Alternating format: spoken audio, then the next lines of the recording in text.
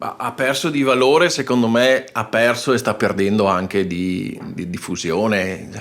Ormai non si bestemmia quasi più. No, non lo so. Sorridi. No, vabbè, in Veneto, Sorridi. se fossimo Vabbè, radio... in Veneto perché abbiamo una cultura della bestemmia molto radicata, quindi è più difficile. No, io vedo anche tutte le cose goliardiche che ci sono in rete.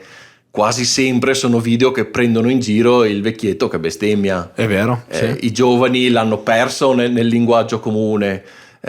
Noi adesso, se qualcuno ci ascolta da fuori del Veneto, deve sapere che per un veneto entrare in un bar, entrare in un qualsiasi contesto pubblico e sentire un qualsiasi discorso accompagnato da bestemmie è del tutto normale. Da noi oggettivamente nessuno si gira, neanche ti accorgi che qualcuno ha bestemmiato, perché è talmente nel sentire comune.